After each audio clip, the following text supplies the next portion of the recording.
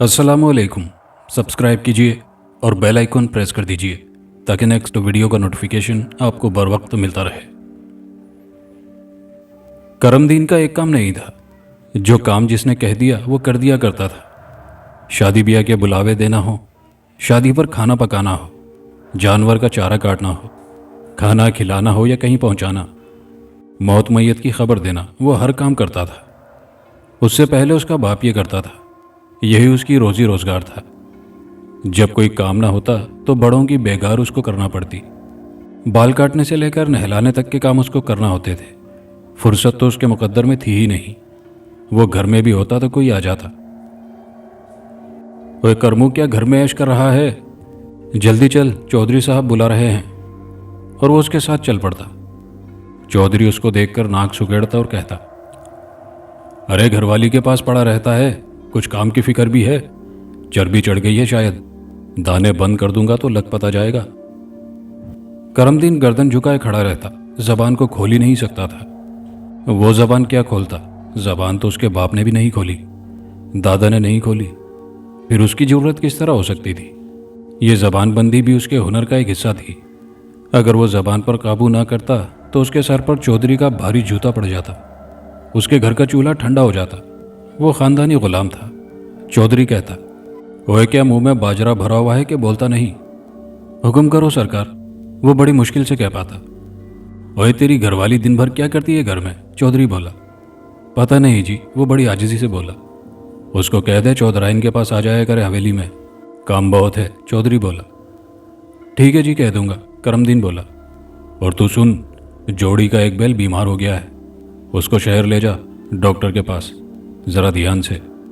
दिन भर रोटियां तोड़ता रहता है, काम भी कर लिया कर, और शाम को मुझे आकर बताना। अब चल जा। करमो गर्दन झुकाकर हवेली से बाहर आ गया। बाहर आते ही मुंशी मिल गया। वो बोला, ओए करमू, कहाँ मर गया था? सरकार ने याद किया था, उनके पास से ही आ रहा हूं। वो बोला, आ मेरे साथ चल, बैल तेरे हवाले कर दूं। जरा होशियारी से लेकर जाना, बड़ी महंगी जोड़ी है, और शाम तक आ जाना और खबर देना। करमू के जिम्मे हर किस्म के काम थे। उसकी जबान पर किसी काम के लिए इनकार नहीं था। वो कमी था, उसको तो काम करना था। उसको यही बताया गया था कि करके दिखाया गया था।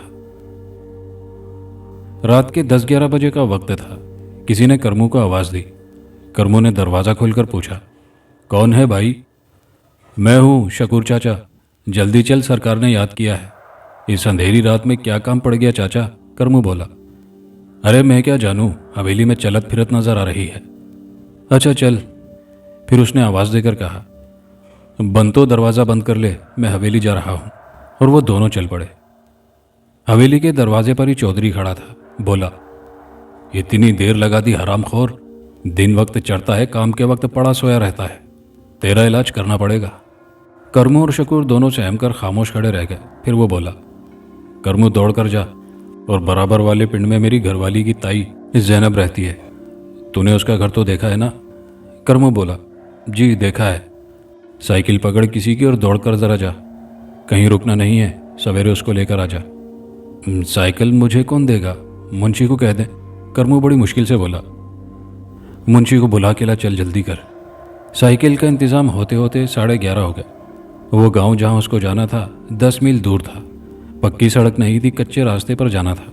रास्ते में 2 नहरों के पुल पार करना थे।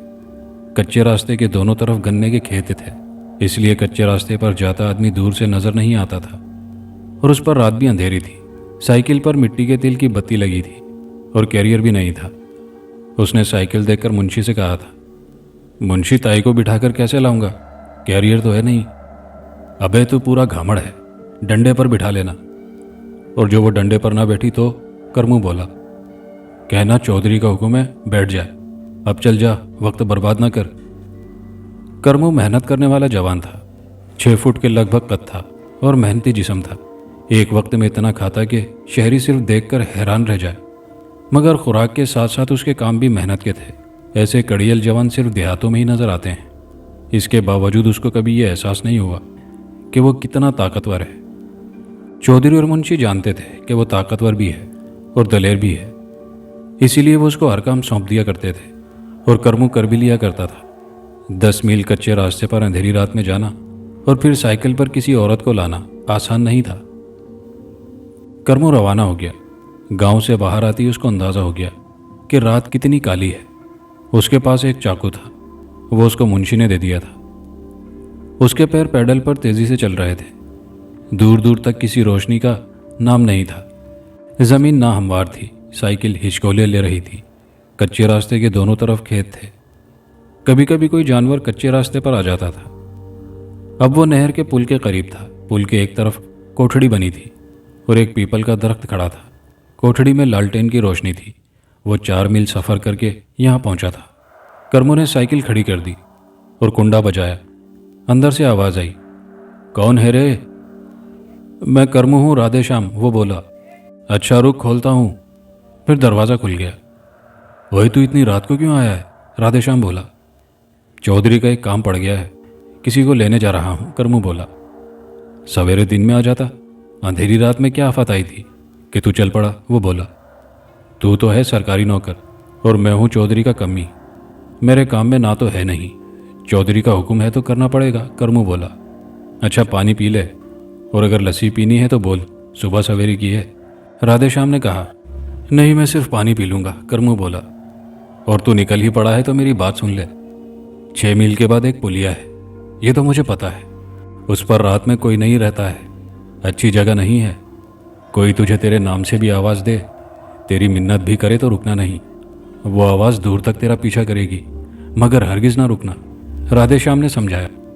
कौन है वो, ये तो बता, करमू बोला। एक जनानी है, दूर से तुझे बड़ी खूबसूरत लगेगी, पर तुझे रुकना नहीं है, राधे श्याम बोला। मैं तो खुद जल्दी में हूँ, रुकूंगा क्यों, करमू बोला। तू जवान आदमी है, जवान आदमी जल्दी औरत के चक्कर में आ जाता है, इसलिए बता रहा हूँ, राधे बोला। तेरा बड़ा शुक्रिया, अब मैं चलता हूँ, रब राखा। और करमू रवाना हो गया। अब गन्ने के खेत दोनों तरफ थे। उसके पैर पेडल पर बहुत तेजी से गर्दिश कर रहे थे। हवा में खून की जरूर थी, मगर उसका बदन पसीने से तर था। हैंडल पर लगी बत्ती जल रही थी, उसकी बहुत मामूली रोशनी जमीन तक आ रही थी। इस घुप अंधेरी रात में इतनी रोशनी भी बहुत थी। गन्ने के खेत खत्म हो गए थे, अब दोनों तरफ खेत थे और उसके सामने नहर का दूसरा पुल था। जरा सी चढ़ाई थी और फिर पुल से उतरने में उतराई थी। उसने अपनी रफ्तार पहले ही बढ़ा ली थी ताकि आसानी से चढ़ाई चढ़ जाए। वो तेजी से पुलिया पर चढ़ गया। अब दूसरी तरफ उतराई थी, ढलान थी। उसने पैडल रोक दिए, मगर साइकिल की रफ्तार और बढ़ गई। उतराई खत्म होते ही उसके कानों में एक जनानी आवाज आई, करमू तू आ गया, बहुत इंतजार कराया तूने। करमू आवाज सुनकर चौंक पड़ा। राधे के अल्फाज उसके कानों में आए, रुकना नहीं है। करमू ने पैडल पर और जोर बढ़ा दिया। अरे ठहर तो, मेरी बात तो सुन ले। देख, तेरे लिए मैंने असली घी के पराठे बनाए हैं, वो तो खाता जा। आवाज़ फिर उसके करीब से आई, मगर उसके जहन में राधे श्याम के अल्फाज गर्दिश कर रहे थे। वो और तेज हो गया। आवाज़ आती रही, मगर उसके सामने कोई नहीं आया। उसने जनानी आवाज़ें सुनी, मगर किसी जनानी को देखा नहीं। और फिर आहिस्ता आहिस्ता आवाज़ें दूर होती गईं। करमू का पूरा बदन गीला था, पसीना उसके अंग अंग से निकल रहा था। रास्ता अब भी सुनसान था, मगर करमू की रफ्तार में भी फर्क नहीं आया था। फिर गांव के आसार नजर आने लगे। किसान भी खेतों की तरफ जाते नजर आ रहे थे। अब उसको हौसला हो गया था। उसने रफ्तार कम कर दी और गांव में दाखिल हो गया। गांव की गलियों से गुजरता हुआ वो एक मकान के दरवाजे पर खड़ा हो गया। साइकिल एक तरफ खड़ी करके उसने दरवाजे पर दस्तक दी। अंदर से किसी औरत की आवाज़ आई, कौन है? करमू ने कहा, मैं हूँ करमू, चौधरी रहमत के पास से आया हूँ। हाय रब्बा, क्या बात है, इतनी सवेरे? अंदर से आवाज़ आई और वो दरवाज़ा खुल गया। औरत ने कहा, अंदर आजा, इतने सवेरे कैसे आया? औरत जवान थी, ज़्यादा से ज़्यादा उसकी उम्र 30 साल होगी। करमू तो समझा था कि ताई है तो कोई बुढ़िया होगी, मगर वो दूर के रिश्ते की ताई लगती थी और दाई का काम भी करती थी। मुझे तो पता नहीं जी कि चौधरी को क्या ज़रूरत पड़ गई है आपकी, मैं तो आपको लेने आया हूँ, वो बोला। उसकी घरवाली कैसी है? औरत बोली। मुझे क्या पता, करमू ने कहा। अच्छा तू बैठ, रोटी खा, लस्सी पी। मेरा घरवाला ज़रा खेत पर गया है, आता ही होगा, वो आ जाए तो फिर बात होगी। और वो करमू को बिठाकर चली गई। कुछ ही देर में एक बूढ़ा आदमी अंदर आ गया और आते ही बोला, कौन है भाई, क्यों बैठा है? मैं करमू हूँ, चौधरी रहमत के पास से आया हूँ, करमू ने कहा। चौधरी रहमत का नाम सुनकर वो ठंडा पड़ गया। बोला, अच्छा भाई, क्या हाल है चौधरी के? ठीक हैं, करमू ने कहा। ठीक तो होना है, बड़े आदमी हैं, वो बोला। करमू ने पूछा, तुम कौन हो? तुमने बताया नहीं। मैं? अरे मैं घरवाला हूँ रज्जो का। और कौन? वो बोला। करमू जरा सा चौंका मगर बोला कुछ नहीं। रज्जो एक चंगेरी में रोटी और लस्सी ले आई और बोली, लेखा मक्खन भी मैंने लगा दिया है। रज्जो खड़ी रही और वो दोनों खाना खाने लगे। खाने के बाद रज्जो ने कहा, चौधरी की घरवाली को कुछ परेशानी है, ये मुझे लेने आया है, तू क्या कहता है? वो बोली। बूढ़े ने ये सुनकर नाक सुकेड़े मुंह बनाया और बोला, मैंने तुझसे ये काम छुड़वाया है, तू नहीं जा। तुझे पता है तू क्या कह रहा है? तेरा सतिया नाश मार देगा चौधरी। उसका दिया खाता है और अकड़ दिखाता है।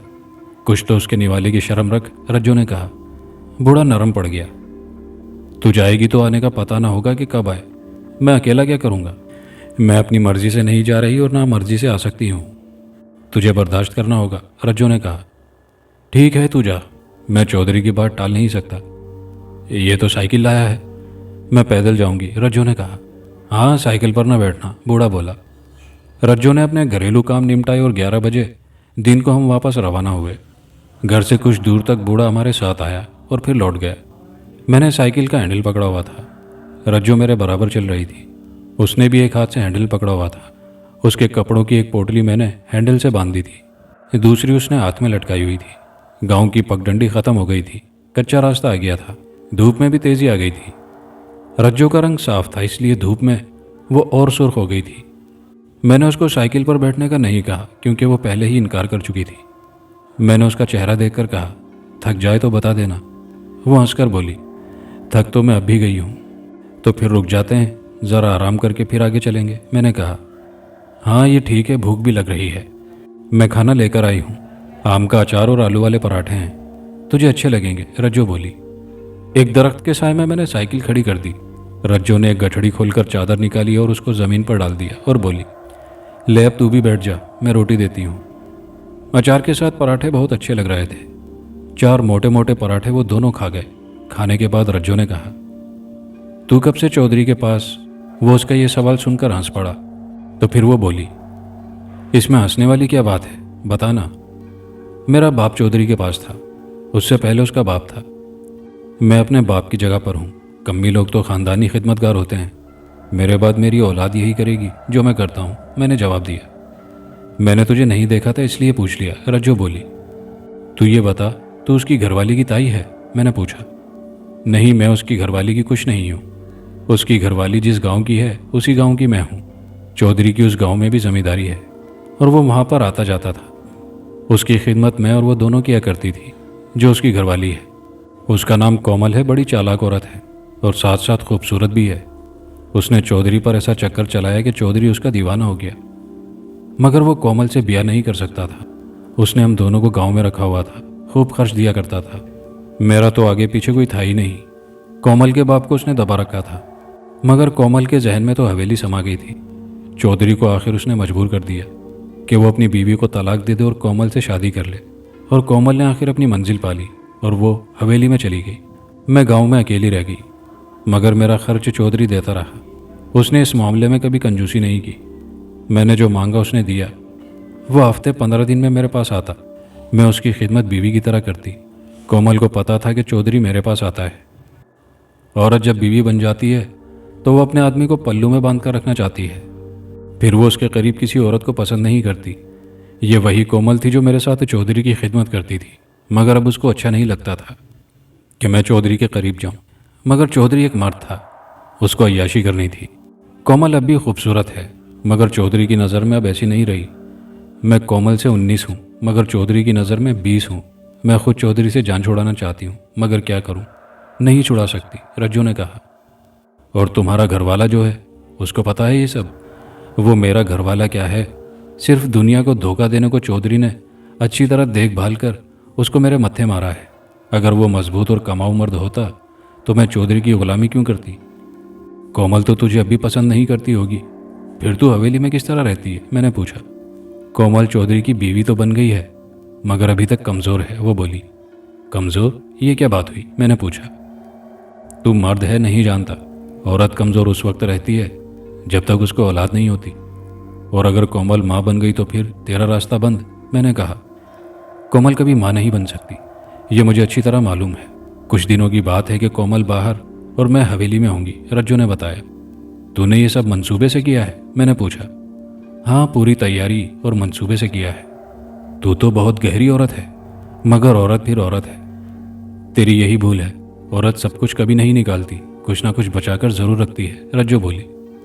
मैं उम्र में तेरे बराबर ही होऊंगा, मगर शायद तजर्बे में तू ज्यादा है। अब चलने की कर, देर हो गई तो मेरी शामत आ जाएगी। मैंने कहा, मेरे होते हुए तेरा कुछ नहीं होगा, तुझसे एक ज़रूरी बात करनी है। बोल। करूं? रज्जू बोली। कर ले, मगर ज़रा जल्दी। चौधरी माफ़ करने वाला बंदा नहीं है। मैंने कहा। कोमल और मेरे अलावा उसकी अपनी जोरू भी थी, और ना जाने कहाँ कहाँ चौधरी ने मुँह मारे हैं। मगर अब चौधरी कमज़ोर हो चुका है। मगर मुझे हवेली में अपना राज कायम करना है। मेरी जड़ें हवेली में उस वक्त ही होंगी जब मैं चौधरी को औलाद दूंगी। चौधरी को मुझसे ज़रा भी उम्मीद नहीं कि वो मेरा साथ देगा, इसलिए तुझे मेरा साथ देना होगा, रज्जू ने मुस्कुराकर कहा। रज्जू की मुस्कुराहट में एक दावत थी। मर्द की अकल पर एक औरत 1 मिनट में पर्दा डाल देती है। लोग कहते हैं औरत माँ बनने के मामले में अकल से कम और जज्बात से ज़्यादा काम लेती है, मगर ये बड़ी होशियार औरत थी जो पूरा मंसूबा बनाकर कदम आगे बढ़ा रही थी। हर तरफ उसकी नज़रें थी, कोई खाना खाली नहीं छोड़ रही थी। मैं कुछ देर खामोश रहा, फिर बोला, तो कुदरत से लड़ रही है। अगर इस पर भी औलाद न हुई तो तेरा अशर भी कोमल जैसा होगा। जिस तरह कोमल का नशा चौधरी से उतर गया है, तेरा भी नहीं उतर जाए, फिर तू क्या करेगी? तकदीर से कौन लड़ सकता है, मगर कोशिश तो करना ज़रूरी है, वो बोली। तूने बड़ा अच्छा मंसूबा बनाया है। तेरे जहन में पहले से था? मैंने पूछा। पहले से था, मगर साफ नहीं था। मैंने तुझे देखा तो पूरा मंसूबा खुद ब खुद मेरे सामने आ गया। मैं जानती हूँ अब कोमल का वक्त पूरा हो गया है। चौधरी ने आखिरी मुलाकात में मुझे कहा था मैं और ज़्यादा इंतज़ार नहीं कर सकता, और मैंने उसी रात ये अंदाज़ा कर लिया था कि अब चौधरी अटल कदम उठाएगा। मगर मैंने फिर भी उसकी हवेली आबाद करने का मंसूबा नहीं बदला। मेरी औलाद उस हवेली की वारिस होगी, ये मेरी तमन्ना है, मेरा ख्वाब है। मैं इस ख्वाब को तुम्हारे ज़रिए पूरा करूँगी, वो बोली। विरासत तो बाप के नाम से चलती है, नाम तो चौधरी रहमत का ही रहेगा। मैं किस खाने में रहूँगा? तेरी ये बात ठीक है कि तू एक कमी है, मगर फिर कमी नहीं रहेगा। तुझे इज्जत का मकाम दिलाऊंगी तो चौधरी तू नहीं बन सकता, मगर चौधरी से कम भी नहीं होगा। तू शहर जाकर कमी नहीं रहेगा। जो लोग अपने घर में, अपने गांव में बेनामो निशान हो जाते हैं, बाहर जाकर नाम वाले और इज्जतदार हो जाते हैं। शहर में कौन जाने कि तू एक कमी है। शान से रहना, मैं तेरी मदद करूंगी। मेरे बच्चे भी तुझसे कोई रिश्ता कायम कर लेंगे और तू उनको भी देख सकेगा। यह मामला तेरा और मेरा होगा, रज्जू ने कहा। तेरे मंसूबे तो बहुत लंबे हैं, मैंने हैरत से कहा। तेरी सूरत देखते ही सारा मंसूबा मेरे सामने आ गया था, रज्जू ने कहा। अच्छा, अब चलने वाली कर, बहुत देर हो गई है, मैंने कहा। तू पहले ये बता तेरी क्या मर्जी है। अगर तू ना करेगा तो मुझे पूरा मंसूबा बदलना होगा, मगर जवाब देने से पहले खूब गौर कर ले। मना करेगा तो तेरा ठिकाना गांव में नहीं रहेगा। हाँ करेगा तो मेरे साथ साथ तू भी ऐश करेगा। दोनों बातें बता दी हैं, मैं तो कोई रास्ता निकाल ही लूँगी। तू ना हुआ तो कोई और तेरी जगह आ जाएगा।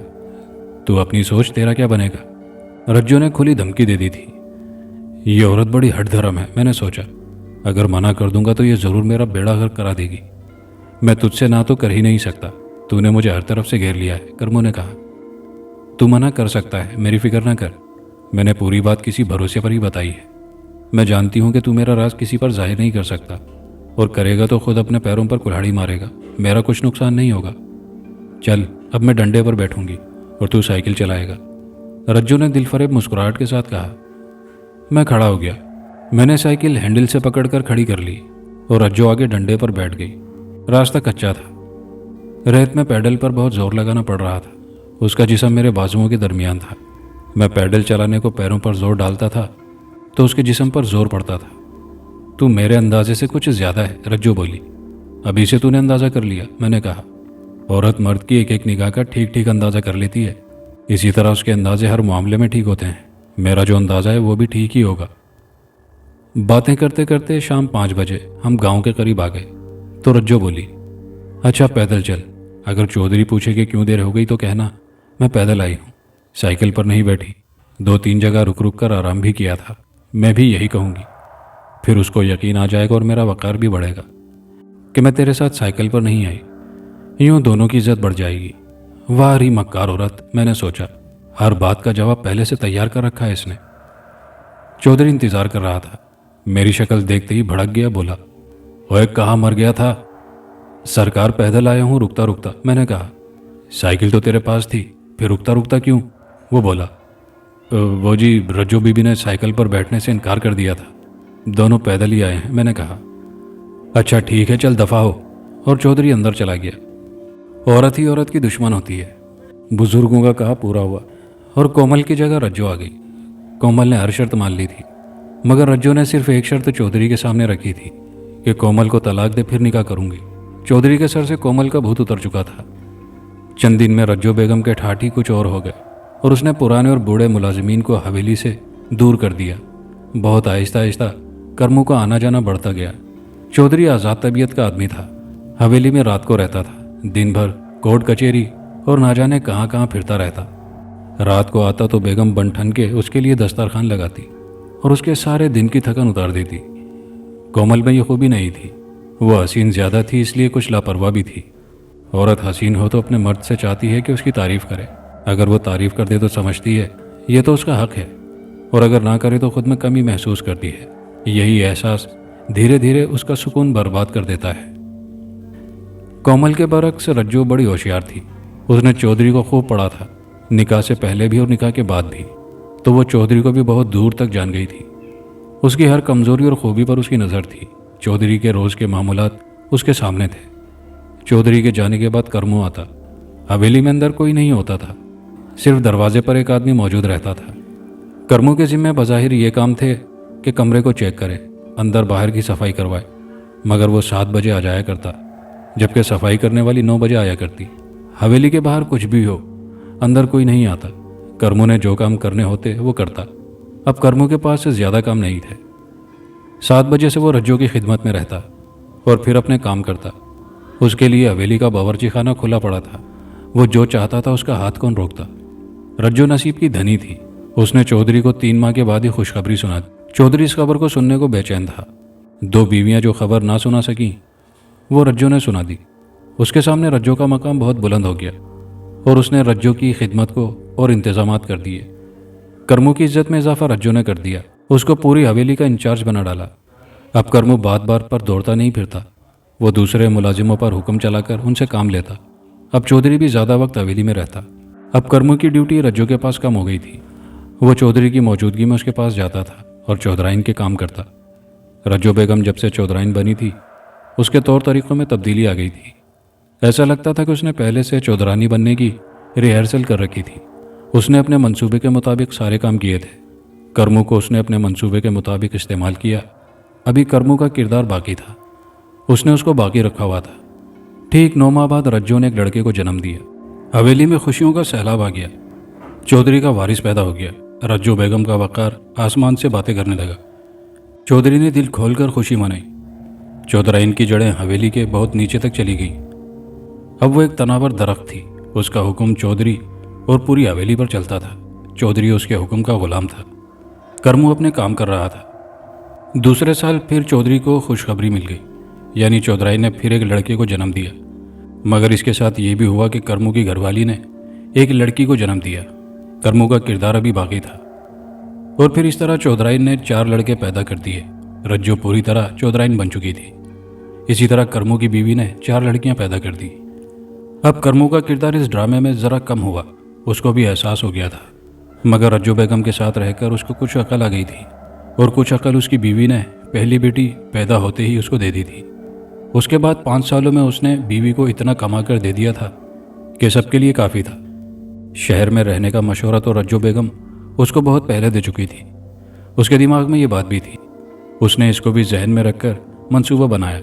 मंसूबा बनाना और उस पर अमल करने का तरीका भी उसने रज्जो से सीखा था। रज्जो का मंसूबा उसके सामने था, मगर उसने जो मंसूबा बनाया था वो उसने किसी को नहीं बताया था। वो इंतज़ार कर रहा था कि रज्जो बेगम खुद अपनी ज़बान से कुछ कहे, इसलिए उसका मंसूबा तो पूरा हो चुका था। इस मंसूबे का आखिरी हिस्सा कर्मू ही था, और कर्मू खुद से कुछ कहना नहीं चाहता था, इसलिए मंसूबा तो चौधरानी का था और उसको ही मंसूबा पूरा करना था, और कर्मू का किरदार इस नाटक से ख़त्म करना था। मगर इस इंतज़ार में 5 साल गुजर गए। बच्चे बड़े होने लगे। कर्मों ने बहुत कुछ जमा कर लिया था। शहर में मकान खरीद लिया। आते वक्त की तैयारी में वो लगा था। शहर में और भी कुछ उसने खरीदा, मगर उसकी हवा किसी को नहीं लगने दी। रज्जू बेगम ने उसकी तरफ से कभी हाथ नहीं रोका। उसके इख्तियारात कम नहीं हुए, सिर्फ इतना हुआ कि अब उसका आना जाना चौधरानी के कमरे में कम हो गया था।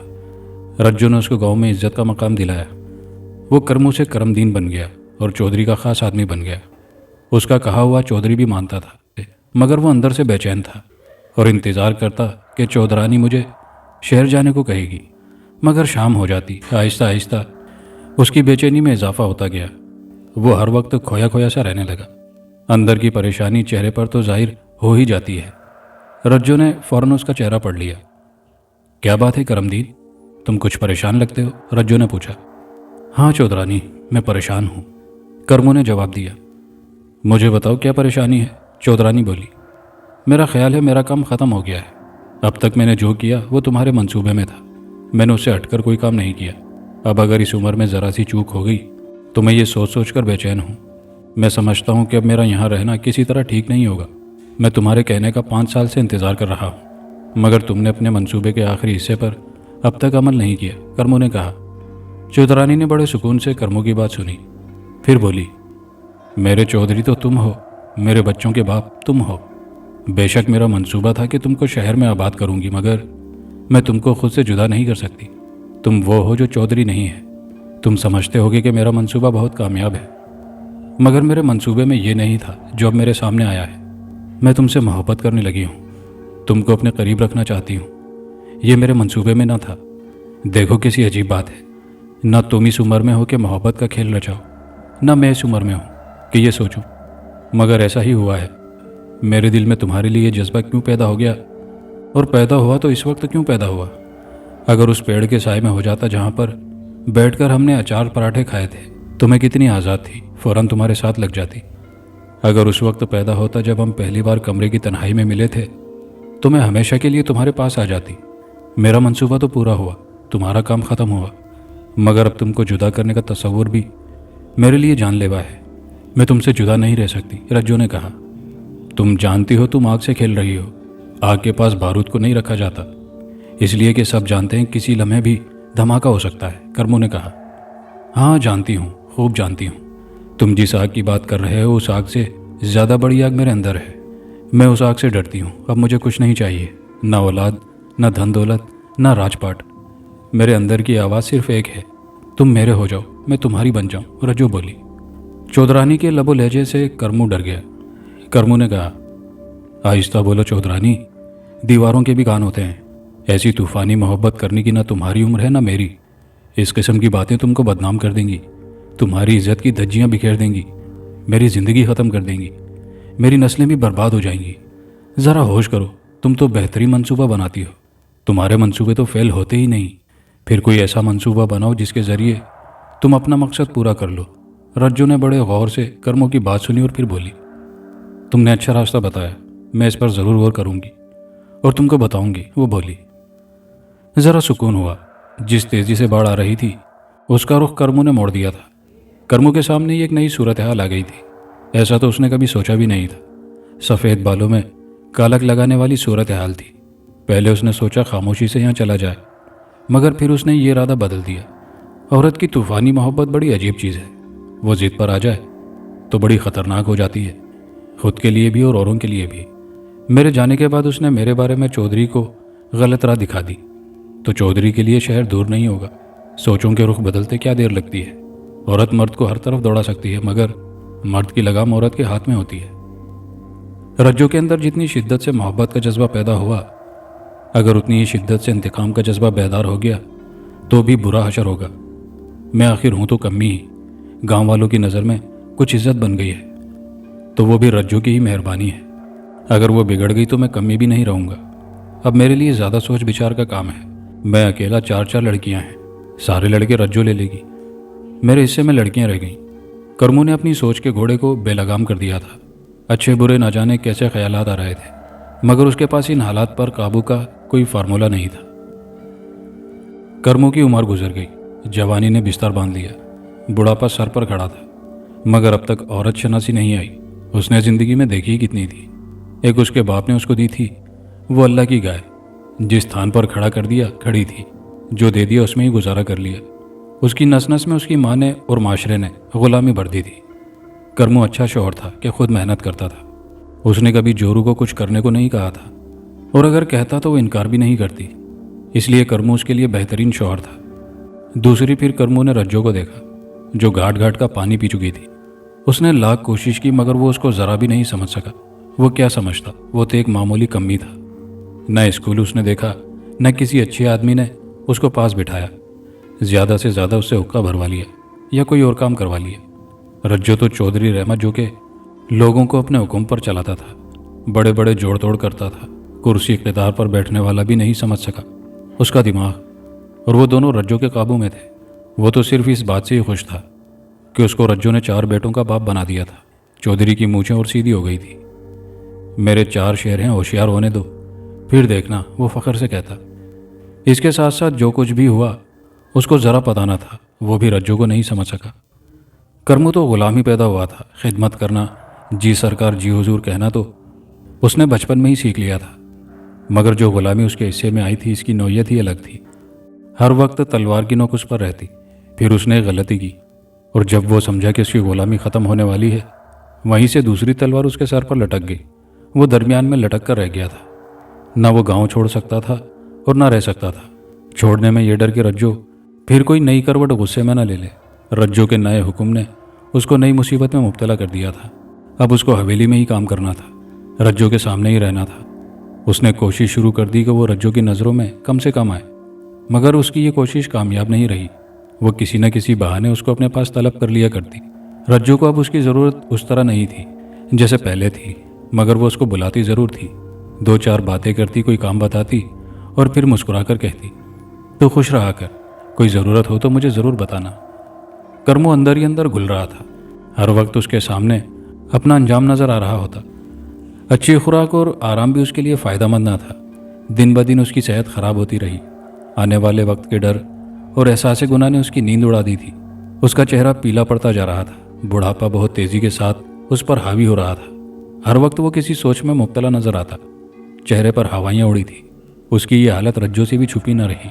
एक दिन उसने करमू को अपने पास बुलाया और कहा, क्या बात है करमू, तू परेशान है, बीमार भी नजर आता है? रज्जो ने पूछा।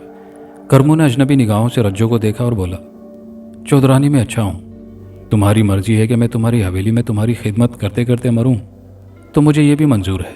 ये तो मैं भी जानता हूँ कि जो पैदा हुआ है उसको एक दिन मरना है। तू कैसी रूखी बातें कर रहा है? तू क्यों इतनी जल्दी मरेगा? अभी तो तूने अपने पौधों को दरख्त बनते देखना है, उन पर फल फूल लगते देखना है। रज्जो बोली, चौधरानी मेरा देखना और ना देखना सब बराबर है। मैं तो कमी हूँ, मजदूर हूँ। मैं तो पैदाइशी मजदूर हूँ। मेरी हैसियत क्या है? करमू ने कहा। तेरी हैसियत मेरे दिल में है। किसी को तेरी अहमियत का पता नहीं, मुझे तो है। तूने मेरे ख्वाब पूरे कराए हैं। तूने मेरे राज को छुपा कर रखा है। तू कोई मामूली आदमी नहीं है, इसीलिए तो मैं तुझे अपने करीब रखना चाहती हूँ, खुद से जुदा नहीं करना चाहती। मेरे दिल में तेरे लिए मोहब्बत है। मैं तेरे हर दुख को समेट लेना चाहती हूँ। मैंने क्या तेरी इज्जत और वक़ार में इजाफा नहीं किया? क्या तू इस हवेली का करता धरता नहीं? क्या तेरा हुक्म कोई टाल सकता है? मगर तेरे दिल में शायद ये ख्याल आ गया है कि मैं तुझे बांध कर रख रही हूँ। रज्जो ने कहा, पिंजरे में कैद पंछी को अच्छे से अच्छा खिला दो तो भी वो खुश नहीं होता। मैंने पूरी ज़िंदगी कैद में गुजारी, तुमने मुझ पर मेहरबानी की है। मैंने अपना आशियाना एक नई टहनी पर बनाया है, मगर मैं उसको आबाद नहीं कर सकता, क्योंकि मेरे पैरों में सदियों से पड़ी जंजीर है। इसको मैं तोड़ नहीं सकता। मेरी आने वाले नस्लें भी वही करेंगी जो मैं अब कर रहा हूँ। हालात कुछ हो, मेरे हालात में तब्दीली नहीं आएगी। हर किस्म की मजबूरी सिर्फ मेरे लिए है। मैं समझा था शायद हवा का रुख बदल गया है, मेरी जंजीर टूट जाएगी, मगर फिर एक नई मजबूरी मेरे सामने तुम्हारी सूरत में खड़ी है। अगर अब ये जंजीर ना टूटी तो फिर सदियों का चक्कर पड़ जाएगा, तुम्हारे ख्वाब पूरे हो जाएंगे। मेरी ज़बान पर आज भी ताला है और आगे भी रहेगा। तुम ये बताओ, तुमने मुझे अपने ख्वाब पूरे होने की ये सज़ा दी है कि मैं इस कैद खाने में फिर सदियों के लिए कैद हो जाऊं? करमू का लहजा बदल गया था। उसकी आवाज़ में फरियाद थी, दुख था, कर्ब था। रज्जो ने बड़े सुकून से उसकी बात सुनी और फिर बोली, तुम यकीन करो, तुमको रोकने में मेरी खुदगर्जी को दखल ना था, मेरी मोहब्बत का दखल था। चौधरी मेरा मालिक ज़रूर है, मगर वो ऐसा ही मालिक है जैसा कोई फैक्ट्री का मालिक होता है। उसके नाम पर फैक्ट्री चलती है, मगर प्रोडक्शन तो मजदूर ही देता है। मशीनों के बारे में वही जानता है। मुझे अंदाज़ा नहीं था। तुम जब जाना चाहो इज्जत के साथ चले जाना। मैंने तुम्हारे लिए कुछ रखा है। पेड़ के फल तुम खा नहीं सकते, मगर उसकी सौगात तो ले सकते हो। मैंने जो कुछ किया इसका पता सिर्फ तुमको है और मुझको है। जिस तरह तुमने मेरी लाज रखी है मैं भी रखूंगी। मेरी तरफ से तुम पर पाबंदी नहीं है, रज्जू ने कहा। कर्मू को ऐसा लगा जैसे उसके सर पर रखा भारी वजन अचानक उतर गया हो। उसका चेहरा हशाश बशाश हो गया, चेहरे पर रौनक आ गई और वो बेसाख्ता बोला, तुमने जो कहा है दोबारा कहो, मुझे यकीन नहीं आ रहा। हाँ कर्मू, तुम आज़ाद हो, जहां दिल करे चले जाओ, तुमको कोई नहीं रोकेगा, रज्जू ने कहा। शहर में कर्मू का आजिज़ाना अंदाज, नर्म रवैया बहुत काम आया। मकान तो उसने पहले ही खरीद रखा था। बाजार में एक दुकान लेकर कारोबार शुरू कर दिया। कुछ ही दिनों में दुकान चल निकली और कारोबार बढ़ गया। लड़कियां बड़ी हो रही थी। शहर के रंग देखकर उनको स्कूल में दाखिल करवा दिया। शहर आकर उसने उसी तरह रहना शुरू कर दिया जिस तरह शहरी लोग रहते हैं। कारोबार और बढ़ा तो उसने एक और बड़ी दुकान खरीद ली। 2-4 मुलाजिमीन रख लिए। अब वो शेख करमदीन था, बहुत बड़ा सेठ, लाखों का माल खरीदता था और फरोख्त करता। लड़कियों ने भी उसको मायूस नहीं किया। वो कॉलेज में पहुंच गई। जमीला बड़ी थी, उसके बाद शकीला थी। दोनों कॉलेज जाती थी। दोनों में 1 साल का फ़र्क था। वही फ़र्क दोनों की क्लासों में था। जमीला की क्लास में एक लड़का फ़खर भी पढ़ता था। किसी बड़े बाप का बेटा था, पढ़ता कम और खिलाड़ी ज़्यादा था। उसका बाप सूबाई असेंबली का मेंबर था और बहुत बड़ा ज़मींदार था। गाड़ी उसके पास थी। कॉलेज भी वो तफरी के लिए आता। बाप की तरह यूनियन की सियासत में ज़्यादा रहा करता। कॉलेज में बड़ा शोर था। यूनियन के इंतखाब होने वाले थे। 2 ग्रुप थे। एक ग्रुप का लीडर फ़खर था और जनरल सेक्रेटरी के लिए इलेक्शन लड़ रहा था। हर तरफ लड़कों की टोलियां नजर आती थी। जमीला और शकीला दोनों जैसे ही कॉलेज के मेन गेट से अंदर दाखिल हुई, लड़कों की एक टोली उनकी तरफ बढ़ी और उस टोली का लीडर फ़खर था। मेरा नाम चौधरी फ़खर है। मैं जनरल सेक्रेटरी के लिए खड़ा हूँ और इंशाल्लाह जीत भी जाऊँगा। मैं आप दोनों बहनों को जानता हूँ। आप शेख करमदीन की लड़कियाँ हैं। मुझे पता है कि आप दोनों कॉलेज की किसी एक्टिविटी में हिस्सा नहीं लेती, सिर्फ पढ़ती हैं। मगर अब आप मुझे वोट देंगी। ये मेरा हुक्म नहीं है, दरख्वास्त है। तलबा की मुश्किलात और तफरी में सबका ख्याल रखूँगा। जमीला तो कमगो थी माँ की तरह, मगर शकीला ज़रा तेज़ थी। बोली, बेशक आपने जो कहा दुरुस्त कहा होगा, मगर देखना यह होगा कि आपसे बेहतर उम्मीदवार कोई और तो नहीं। अगर हुआ तो हम उस पर गौर करने का हक तो रखते हैं। ज़रूर आप ऐसा ही करें, मगर पहले मेरे बारे में पता कर लें। मेरे किरदार के बारे में, चाल चलन के बारे में भी पता करें और आप पूरी तरह मुतमईन हो जाएं तो वोट दें, फ़खर ने कहा। जमीला ने कहा, आपका रवैया बड़ा माकूल और वोट मांगने का तरीका अच्छा है। आपका बहुत शुक्रिया, फ़खर ने कहा। आप बेफिक्र रहें, वोट तो हम आप ही को देंगे। मैंने तो महज एक बात की थी, शकीला बोली। फ़खर ने फिर उनका शुक्रिया अदा किया और एक तरफ चला गया। उसके जाने के बाद शकीला ने कहा, लोग तो इसके बारे में न जाने क्या क्या कहते हैं, मगर हमसे तो बड़े माकूल तरीके से इसने गुफ्तगू की है। अभी इसको हमारे वोट की ज़रूरत है शायद, इसलिए। जमीला बोली, हो सकता है, मगर बाजी कुछ अपना सा लगता है। आपने गौर नहीं किया? शकीला बोली। अच्छा, अब ज़्यादा इसके बारे में गौर व फिक्र ना करो। हम लोग पढ़ने आते हैं, फालतू खुराफात में नहीं पढ़ना, जमीला ने जवाब दिया। खुराफात नहीं बाजी, हमारा कोई भाई होता तो क्या वो ऐसा ना होता? शकीला बोली। होता तो ना, मगर नहीं है, जमीला बोली। हाँ बाजी, बात तो दुरुस्त है। अब्बा को भी यही गम है। अब्बा दिन भर कारोबार में अकेले पड़े रहते हैं। हम लोग उनकी मदद भी नहीं कर सकते। उनका कारोबार इस किस्म का है कि लोगों से वास्ता पड़ा रहता है दिन भर। मेरा दिल करता है अब्बा की मदद करूं, मगर किस तरह, ये समझ में नहीं आता, जमीला बोली। पहले अपनी तालीम पूरी करो, फिर सोचेंगे, शकीला बोली। तालीम पूरी होती मुझे तो नज़र नहीं आती, शकीला बोली। क्यों नज़र नहीं आती? जमीला ने कहा। अम्मा अब्बा से कह रही थी कि लड़के तलाश करो, दोनों की एक साथ शादी कर देते हैं। ज़्यादा पढ़ाने से क्या करना है, कोई नौकरी तो नहीं करनी है, शकीला ने बताया। हाय मर गई, ये तो तुमने बड़ी बुरी खबर सुनाई, जमीला बोली। बाजी, लड़कियों के साथ तो यही होता है, नई बात तो नहीं है, शकीला ने कहा। ज़बान से तो हम कुछ कह नहीं सकते, जमीला ने कहा। इलेक्शन ख़त्म हो गए। फ़खर और उसका पूरा पैनल जीत गया। जीत के बाद धूम धड़का होता है, वो हुआ। बड़ा अच्छा फंक्शन कराया गया। जमीला के मुकाबले में शकीला ज़्यादा हसीन थी। बदसूरत तो जमीला भी नहीं थी, मगर दोनों एक साथ हों तो नज़र शकीला पर ही रुकती थी। और फिर एक धमाका हुआ। चौधरी रहमत के बेटे फ़खर ने जमीला को प्रपोज कर दिया। शकीला को बुरा भी नहीं लगा।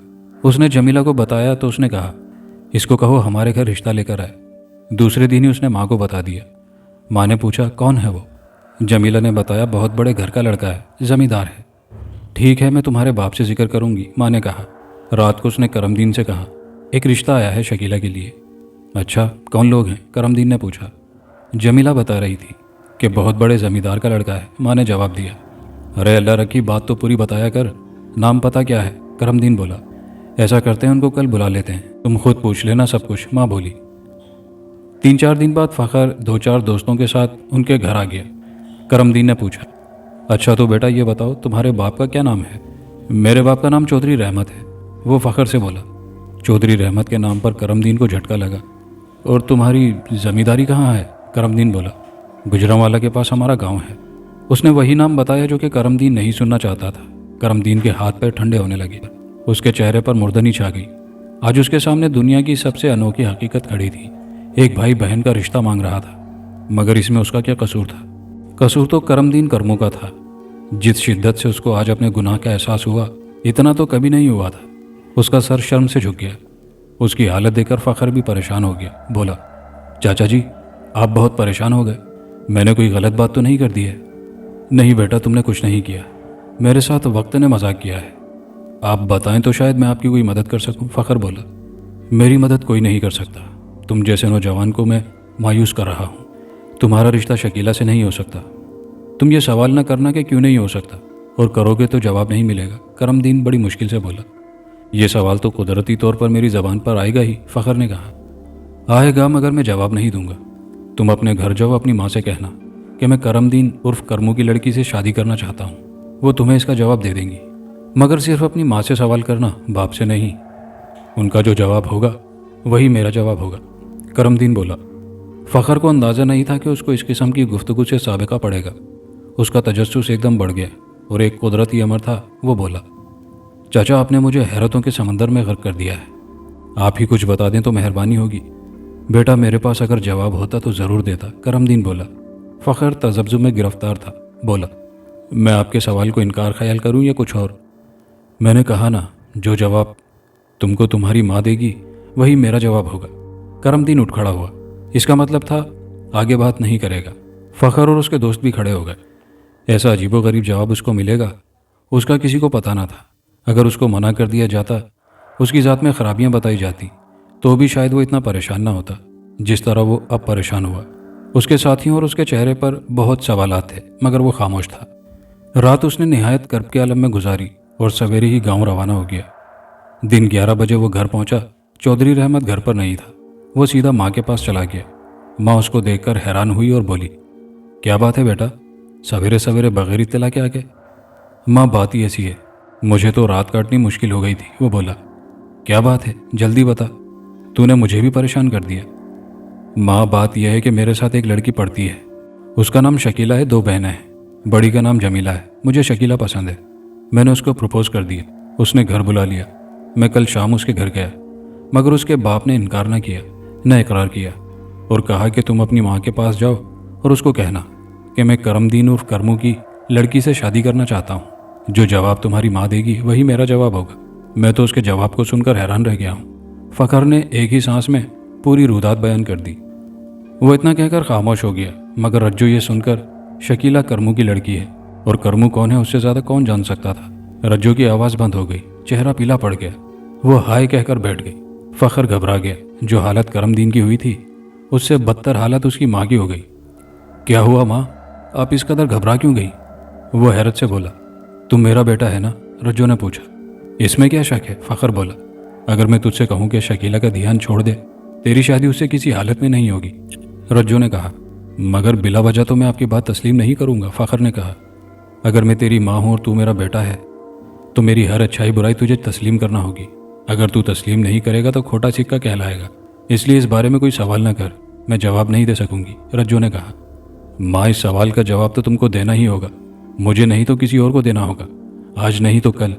आप इस सवाल से नहीं बच सकती। फ़खर ने आवाज़ मुतवाज़ुन और हद्द अदब में रखी। मेरे पास सिर्फ इसका यह जवाब है कि रेशम में टाट का पैबंद कभी नहीं लगता। गारे की ईंट को चौबारे पर नहीं लगाया जा सकता। करमू इस हवेली का कमी था, उसकी कुछ हैसियत बन गई है, तो भी हमारे बराबर नहीं है। मैं हरगिज़ बर्दाश्त नहीं करूँगी। रज्जू ने बात बनाई। बस इतनी सी बात है, मैं अब्बा से बात कर लूँगा, उनको मना लूँगा, फ़खर बोला। तुम किसी से भी बात करो, मेरी ज़िंदगी में ये नहीं होगा, रज्जू ने कहा, माँ वक्त अब बदल रहा है, बड़े छोटे का फर्क नहीं रहा।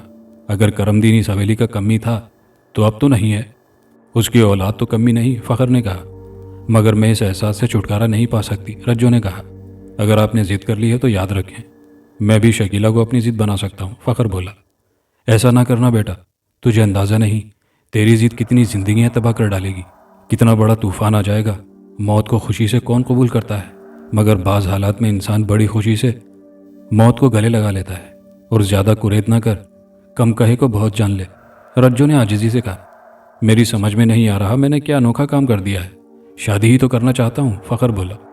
तू ज़रूर कर शादी, एक से एक खूबसूरत लड़की पड़ी है, तेरे लिए लाऊंगी, मगर करमदीन के दरवाजे पर तू नहीं जाएगा, रज्जू ने कहा।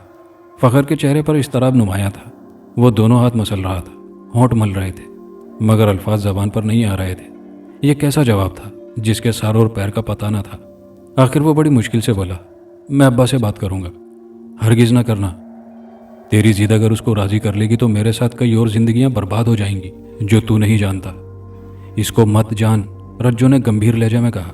अभी वक्त तेरे हाथ में है, जहां है वहीं रुक जा और जो मैं कहती हूँ मान ले। तूफान आ गया तो बड़ी तबाही हो जाएगी, उस तबाही को रोकना तेरे बाप के बस की बात नहीं होगी। हर बात को जानना ज़रूरी नहीं होता, आगे ही बड़ी जालिम चीज़ है। मेरी बात मान ले, मैं तेरी शादी खुद करूँगी और तेरी पसंद से करूँगी। तू बड़ा है, तू जो करेगा वही रीत पड़ जाएगी। मैं तुझे उस रीत की वजह से मना नहीं कर रही हूँ। अगर बात इतनी ही होती तो भी मैं गवारा कर लेती, मगर हकीकत इससे भी कहीं ज़्यादा भयानक है। मैं उस भयानक शक्ल को तुम्हारे सामने खोल कर लाऊंगी।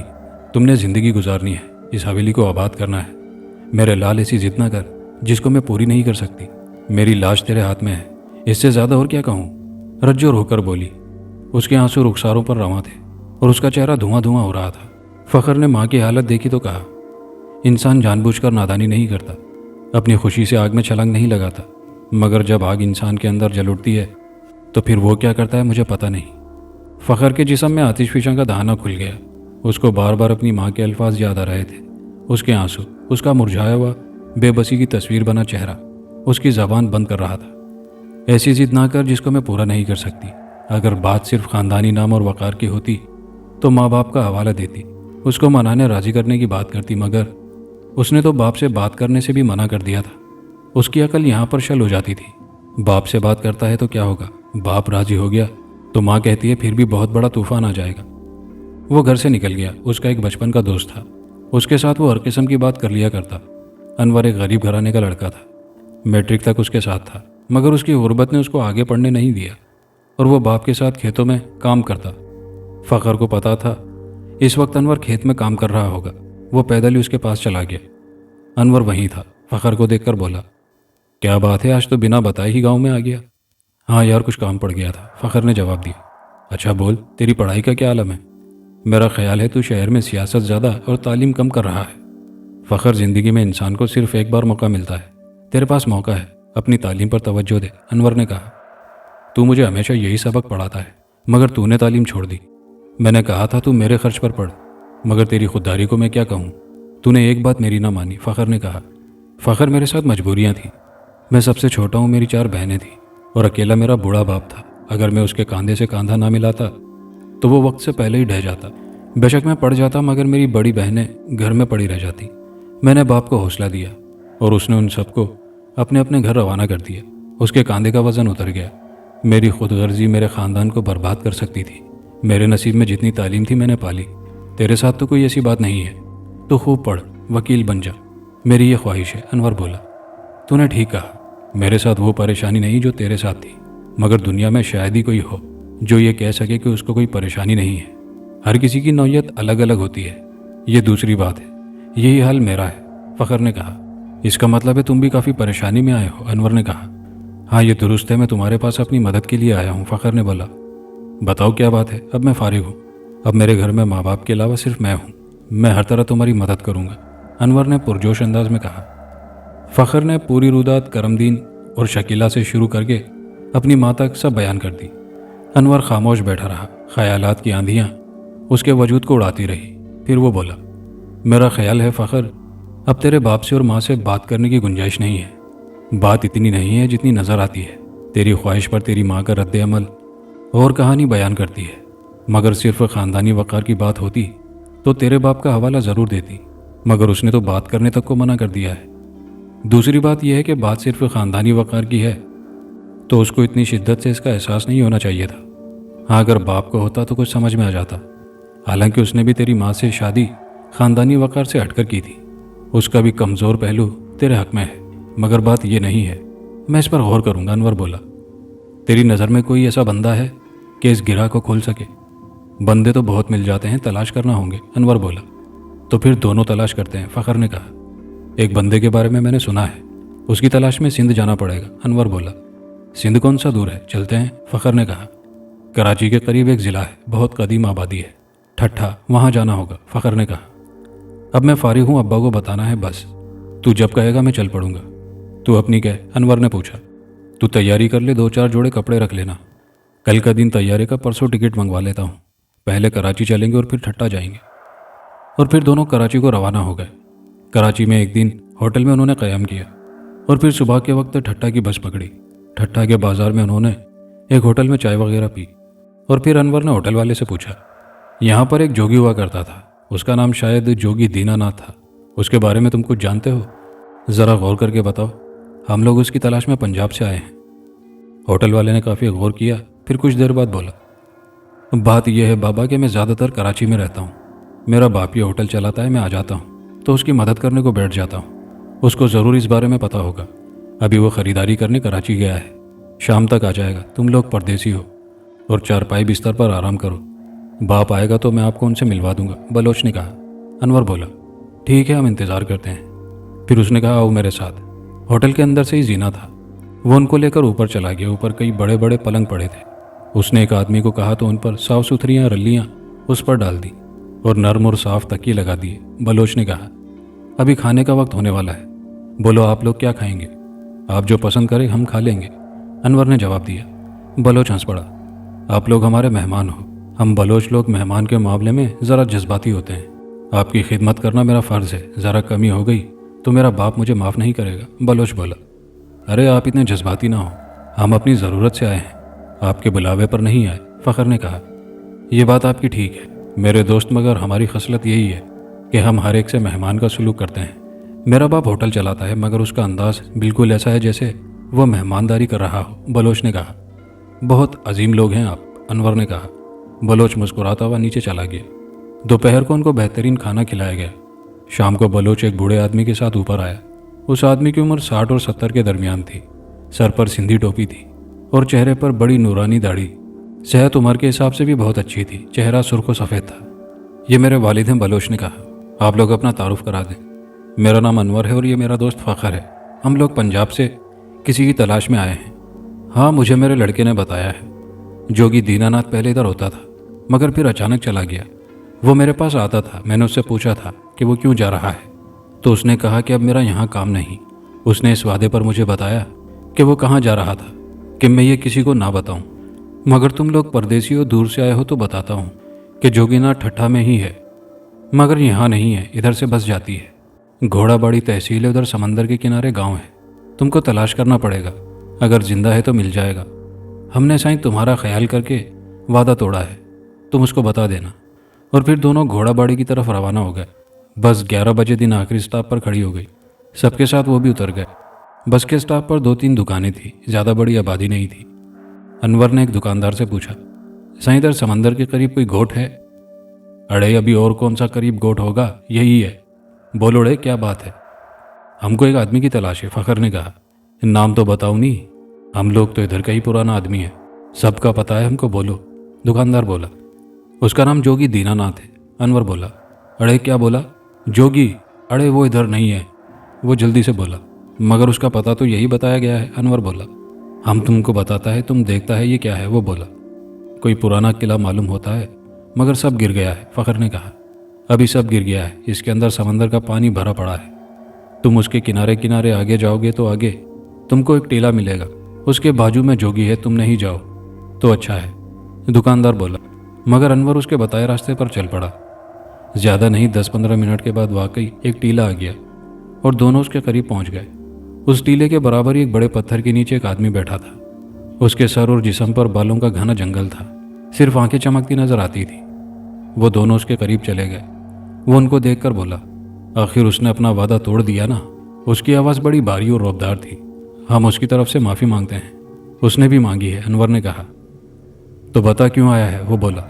फ़खर ने अपनी मुश्किलात बताई और पूछा, आप सिर्फ ये बता दें कि ये चक्कर क्या है।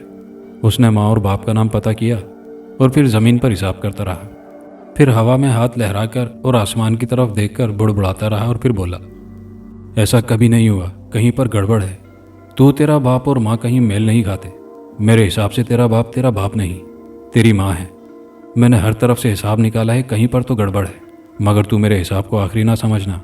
यह हिसाब की बात है, भूल चूक में कर सकता हूँ। मेरे हिसाब के भरोसे किसी को दोषी और किसी को निर्दोष बनाना, खुद अपनी आँख खोलना। अब जा।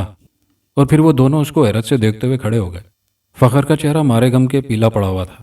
इंसान जब रंजो गम की आखिरी मंजिल पर होता है तो उसकी आवाज़ बंद हो जाती है। उसके सोचने समझने की कुव्वत ख़त्म हो जाती है। दिमाग में साएं साएं की आवाज़ों के सिवा कुछ नहीं आता। यही हालत फ़खर की थी। जोगी के अल्फाज सुनते ही अनवर परेशान हो गया। फ़खर की हालत का अंदाज़ा उसको था। उसने अपनी ज़बान बंद कर ली थी। कोई सवाल उसके पास नहीं था, मगर हर सवाल का जवाब उसको मिल रहा था। सारी कड़ियाँ जुड़ती जा रही थी। उसकी माँ के अल्फाज और करमदीन के अल्फाज अब साफ साफ कहानी बयान कर रहे थे। फ़खर भी समझ रहा था, उसका गम अपनी जगह था। दोनों के पास कहने को कुछ ना था। दोनों कराची आ गए। दूसरे दिन फ़खर ने कहा, अनवर तुम वापस चले जाओ, अब मैं वापस नहीं जाऊंगा। मैं जानता हूँ तुम्हारा फैसला दुरुस्त है, मगर तुम कराची में क्या करोगे? मैं कराची में नहीं रहूँगा, मैं आगे बढ़ जाऊँगा, फ़खर ने जवाब दिया। अनवर वापस चला आया। उसके बाद फ़खर का पता न चला। उसने अनवर की सूरत हाल साफ करने को उसकी माँ को ख़त लिखा। ना मैं तुम्हारी शक्ल देख सकता हूँ, ना दिखा सकता हूँ। तुम लोगों ने धोखा दिया, मगर याद रखना, सबको धोखा नहीं दिया जा सकता। अनवर वापस आ जाएगा, तुमसे कुछ पूछेगा नहीं, मैं भी नहीं पूछता, मगर रोज़ हिसाब तुमसे पूछा ज़रूर जाएगा। ये बात याद रखना, मैं इस मुल्क को छोड़ रहा हूँ। दिल तो करता था कि दुनिया छोड़ दूँ, मगर मैं वो गुनाह नहीं करना चाहता जो मेरी माफ़ी के सारे रास्ते बंद कर दे। अनवर मेरा दोस्त है। अगर मैं ज़िंदगी में कभी वापस आया तो उससे ज़रूर मिलूंगा। मेरा और कोई नहीं है। तुम्हारा बदनसीब बेटा। दोस्तों, कहानी अपने अख्तिताम को पहुंची। कहानी कैसी लगी कमेंट बॉक्स में अपनी राय का इजहार ज़रूर कीजिएगा। और कहानी के आखिर में आपकी गुजारिशात पर आपके नाम। मोहम्मद कामिल अली साहब हैं न्यू दिल्ली इंडिया से। तलहा साहब हैं अबू धाबी से। रामीन साहिबा हैं बहावलपुर पाकिस्तान से। शाहिद अली साहब हैं शेखुपुरा पाकिस्तान से। आसिफ खान साहब हैं कराची पाकिस्तान से। मोहम्मद इमरान साहब हैं कराची पाकिस्तान से। और चौधरी अबू हमदान महर सऊदीया से हैं। ताल्लुक़ इनका गुजरांवाला पाकिस्तान से है। आप सबके प्यार भरे कमेंट्स का बेहद शुक्रिया। चैनल पर नए आने वाले दोस्तों से गुजारिश है कि चैनल को लाजमी सब्सक्राइब कर लीजिए और वीडियो को लाइक शेयर करना मत भूलिएगा। शुक्रिया।